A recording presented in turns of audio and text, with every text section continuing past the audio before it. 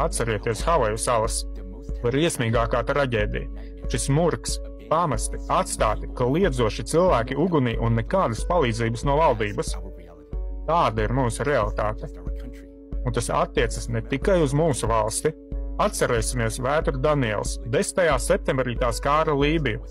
Tās triecienvilnis bija tik šausmīgs, ka uzreiz 2 milzīgi dambji Dernas pilsētā nespēja to izturēt.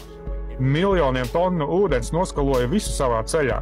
Dzīvojamie rajoni, ceļi, automašīnas pazuda uz visiem laikiem. Veseli Dernas pilsētas dzīvojamie rajoni kopā ar cilvēkiem tika vienkārši ieskaloti jūrā. 4. daļa pilsētas tika noslaucīta no zemes virsmas. Lai gan vētra beidzās 12. septembrī, atskaņotais upuru skaits ar katru dienu pieaug. Līdz šim tikai oficiāli zināms par 11 000 mirušo. Jūs dzirdat? 11 000! Un tie ir tikai tie, kuru ķermeņi tika atrasti, tie, kuru ķermeņus jūra joprojām izskalo krastā, bet bez tiem vairāk nekā 10 000 cilvēku oficiāli tiek uzskatīti par bezvēsts pazudušiem.